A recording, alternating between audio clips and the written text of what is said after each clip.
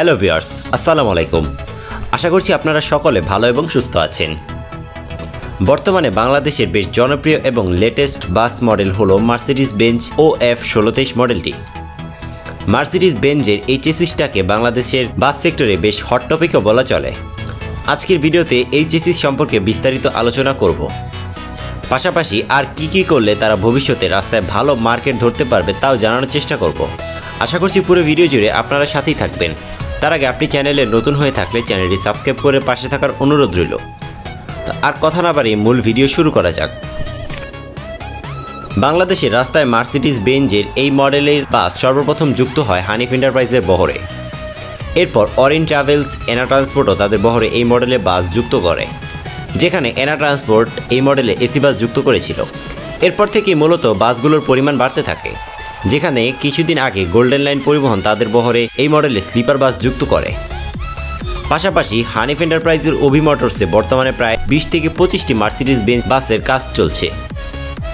Mercedes Benz OF 1623 মডেলটির স্পেসিফিকেশনের ব্যাপারে যদি হালকা করে একটু বলি, 6 সিলিন্ডার বিশিষ্ট 238 হর্স পাওয়ার সম্পন্ন টার্বোচার্জড ইঞ্জিন ব্যবহার করা হয়েছে 12 মিটারের এই বাসটিতে। সাসপেনশন হিসেবে অ্যাক্টিং শক অ্যাবজর্বার এবং স্ট্যাবিলাইজারের সাথে এয়ার সাসপেনশন ব্যবহার করা হয়েছে। পাশাপাশি এই বাসগুলো বেশ ফুয়েল সাশ্রয়ী হয়ে থাকে। বাংলাদেশের রাস্তার অবস্থা বিবেচনায় এই বাসটিকে বেশ আদর্শ বলা চলে।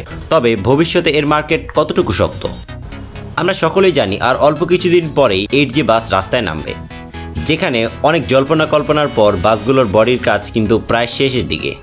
বাসগুলো রাস্তায় নামলে মার্সিডিজ বেঞ্জের প্রতিদ্বন্দ্বী হবে এই 8G বাসগুলো, যেখানে হিনো বাংলাদেশে বরাবরই সেরা। তবে মার্সিডিজ বেঞ্জের ডিলার র্যানকন মোটরসের বেশ বড় একটি সুযোগ আছে শক্ত জায়গা তৈরি করে নেয়ার। কেননা হিনো 1J বাস আসা বন্ধ হওয়ার পর কিছুদিন আগে মিৎসুবিশি ফুসো বাসগুলো আসা বন্ধ হয়ে যায়।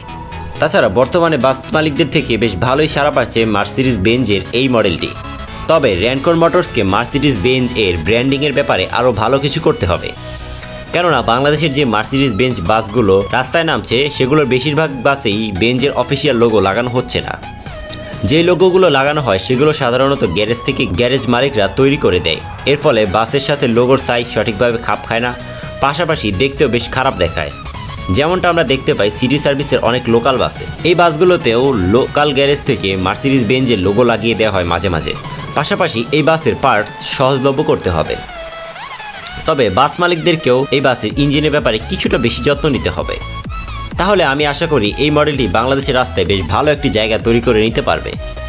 তো এই ছিল আজকের ভিডিও।